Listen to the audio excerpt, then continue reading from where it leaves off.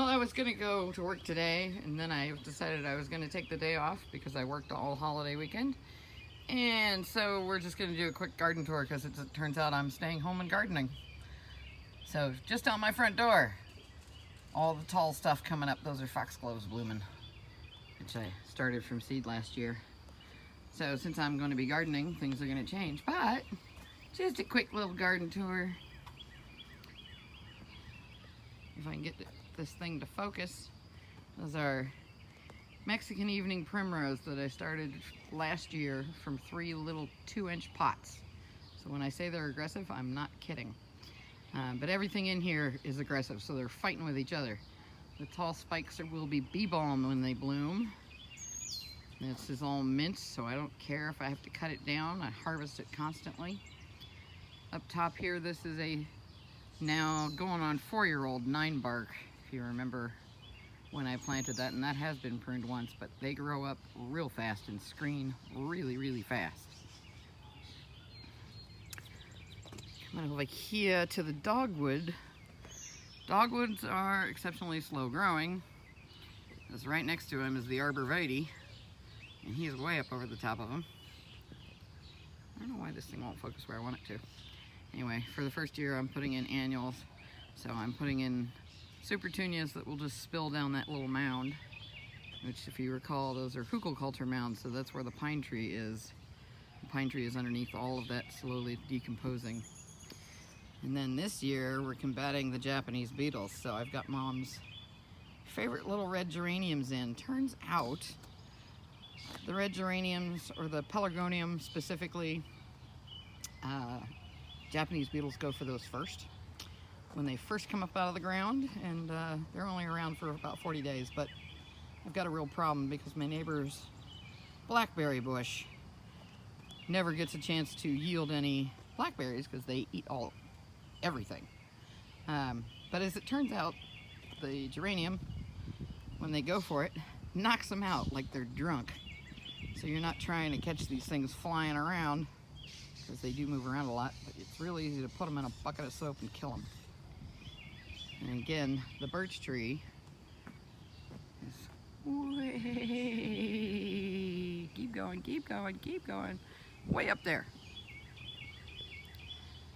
And if you recall, all those leaves were stripped by armyworms a couple of years ago, and the ducks were confused, the whole 9 yards. Then we are moving into the hill strip that is slowly expanding. The ever so fast spreading lamb's ear. I'm leaving some of the stalks on for the bees. As you can see right here, there's a bee going around in there. But I'm keeping most of the ones down here because I want them for foliage. I cut off all of those flower stalks so that I could just have a low growing mat. And again, I planted some annuals in here, but I just hit this with the mower.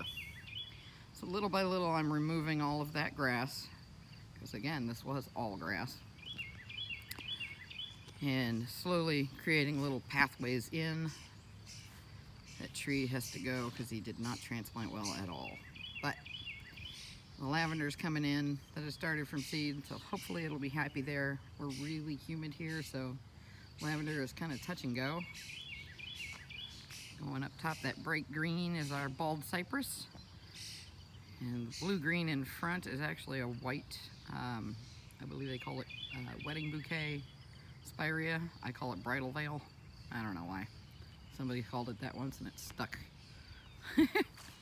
Little by little, removing all of this grass and expanding the beds. The arbor is holding up just fine, simply because I've wrapped it in wire, and the squirrels like to use it as their superhighway. But as you can see, the rose is starting to climb. And again, the Japanese beetles are just coming out, so I looked at the rose the other day and it has been debudded because they eat them. The best combat for that is to go ahead and debud your roses before they get a chance to even try to bloom, and just wait out the beetles. So this is Don Juan. I think It must have been a graft. He doesn't seem to be sending up new shoots from the base. And on the other side is the Zephyrine Druin. And she's doing pretty well, except for, of course, the Japanese beetles again.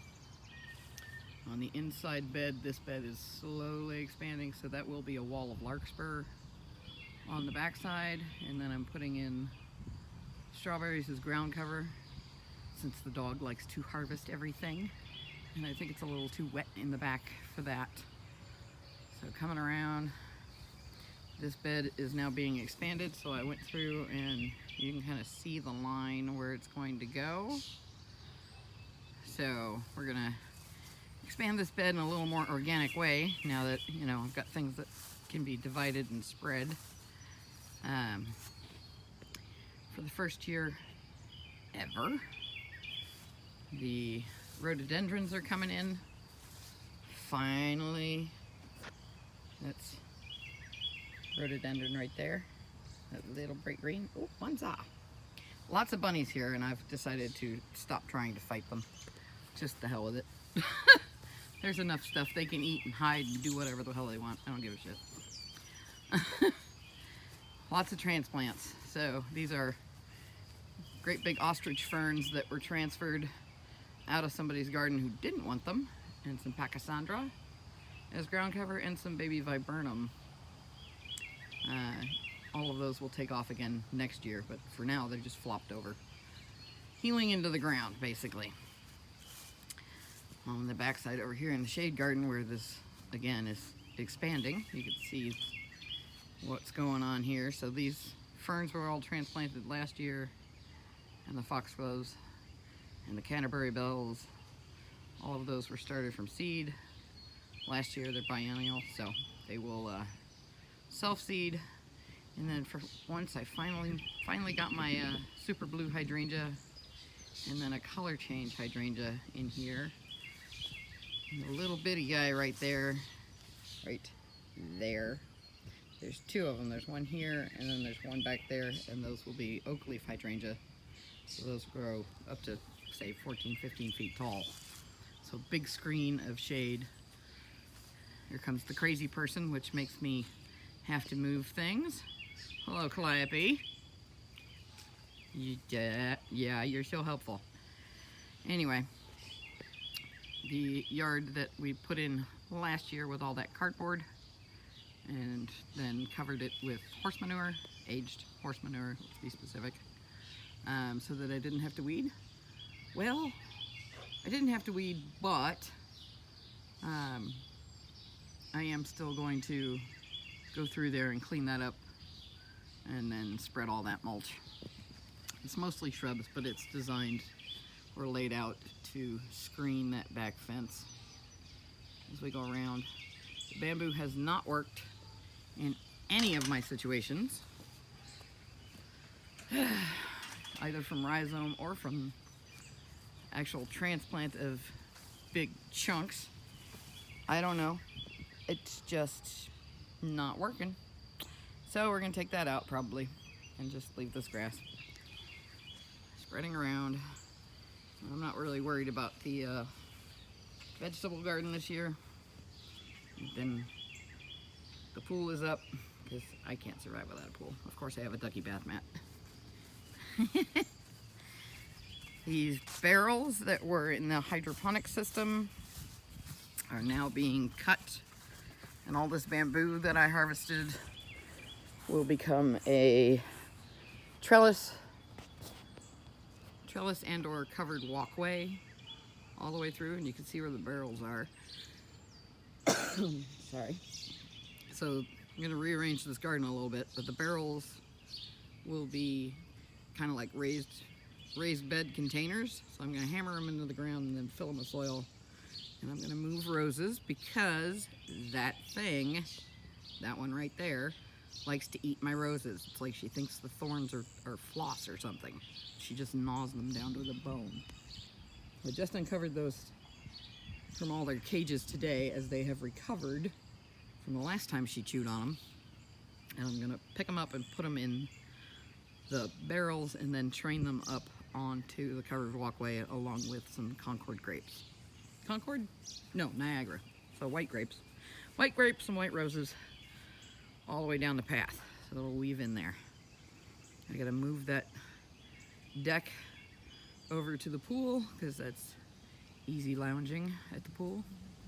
And it doesn't make sense for it to just be sitting in the middle of nowhere anymore. That's where the pool was, but didn't work out. That tree just sheds too much stuff into the pool. Anyway, there you have it. That's my day. Bye.